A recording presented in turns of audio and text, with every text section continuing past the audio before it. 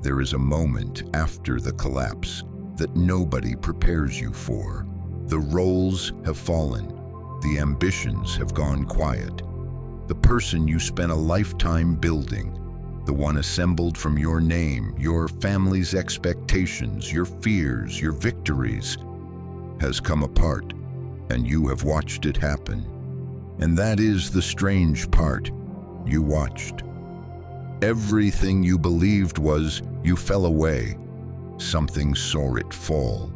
So the question arrives quietly, and it will not leave. If everything you thought you were could collapse, what was watching the collapse? It was not another personality waiting underneath, not a better identity, not a more spiritual version of the old self, stepping forward to take control of the ruins. It was something stranger than that, a presence that could observe every identity you ever wore. The child, the worker, the believer, the seeker, without ever being identical to any of them. Masks fell, one after another, across an entire life. The watching never fell, and the Gnostic texts preserved a radical answer. Whatever watches was never built from the same material as the things that collapsed. The constructed self was made here, made from the language of this world, its fears, its rewards, its expectations, its conditions for belonging. What remained was not. 16 centuries ago, a library carrying this forgotten vision was sealed inside a clay jar and buried in the Egyptian desert. When those writings surfaced again, they were found to circle again and again around exactly this mystery. They called it the light, the seed, the spark.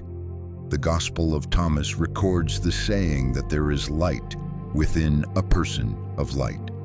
The same text teaches its students an answer to the oldest question there is.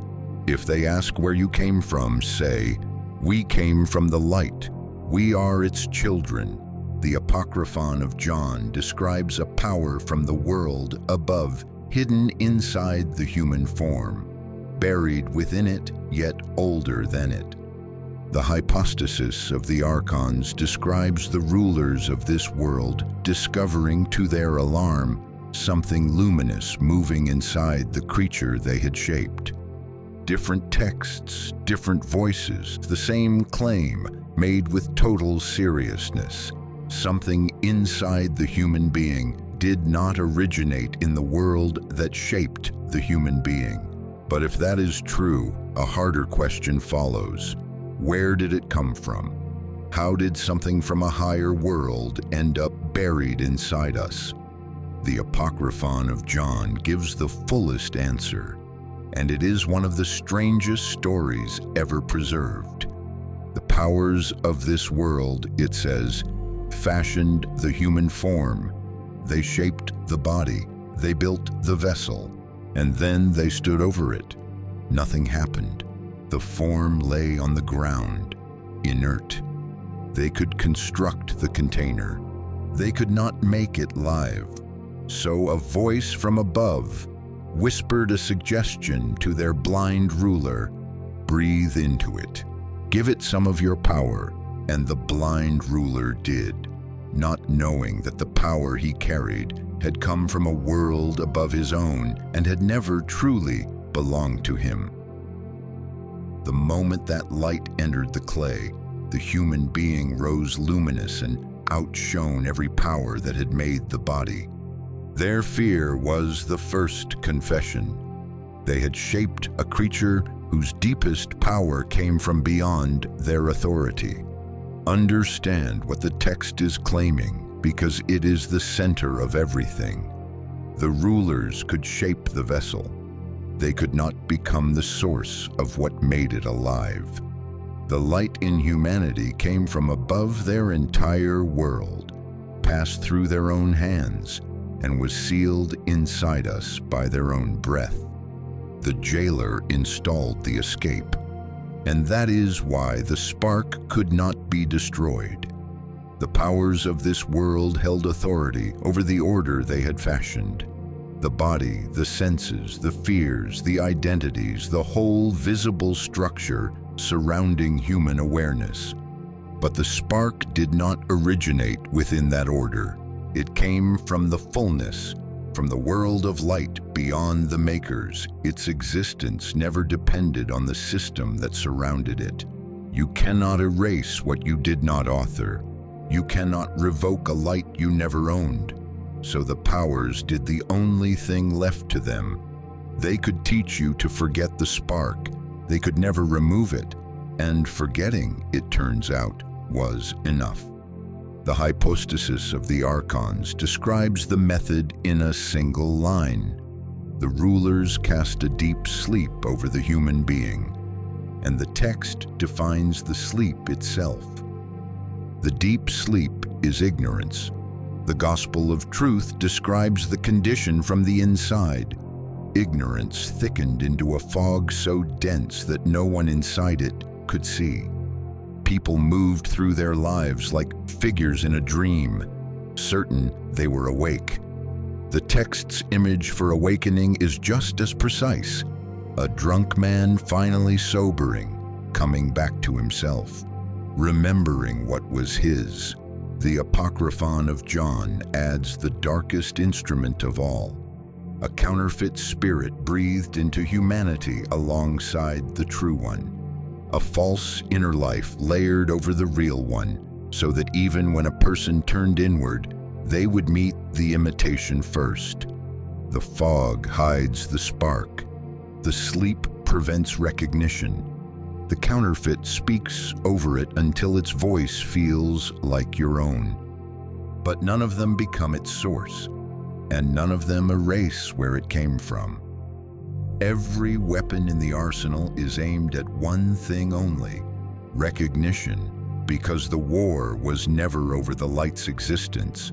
It was over whether you would ever know it was there. And here the old texts ask for honesty rather than blame. The identity that covered your spark was not evil.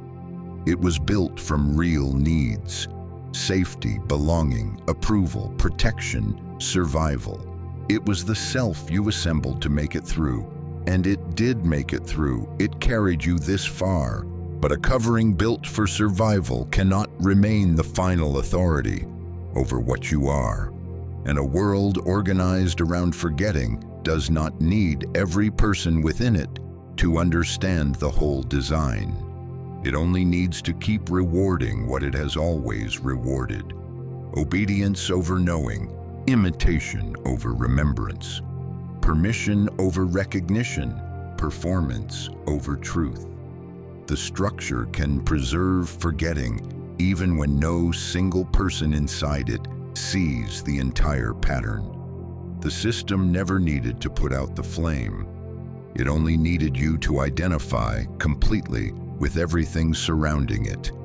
Which brings the whole investigation to its final question: not where the spark came from, not why it survived, but this: now that you know it is there, what does it ask of you? The Gospel of Thomas answers with the most demanding sentence in the entire library: if you bring forth what is within you, what you have will save you. If you do not bring it forth, what remains buried within you will destroy you. Sit with how far that is from comfort. The spark is not a medal, not proof of being chosen, not a private glow to be felt and kept. The saying treats it as something closer to a trust, a presence within you that must become embodied, because what remains denied within eventually divides the life built above it. And the same text tells you where that embodiment happens, not in another world. The kingdom of the Father, it says, is spread out upon the earth, and people do not see it. The work is here. The light becomes real the only way light ever has: by shining in how you see when the fog tells you to look away, in what you refuse to keep performing, in the truth you tell when a smaller life was available, in how you treat the people in front of you, in what you do with your attention hour by hour. Because attention is the currency every structure of forgetting depends upon, but cannot create for itself. Awakening is not becoming divine. It is remembering what within you never stopped belonging to the divine. And remembering, the texts warn, is only the beginning. Something survived every identity you wore, every wound you carried, every year of the fog, every layer of the counterfeit, every attempt the world ever made to convince you it was never there. It survived because it was never theirs. They buried it before you knew how to protect it. They taught you to build a life around its absence, and it waited, the way buried light waits without urgency and without end, for the covering to crack. The covering has cracked. What you do with the light now, that was always the part they could not write for you.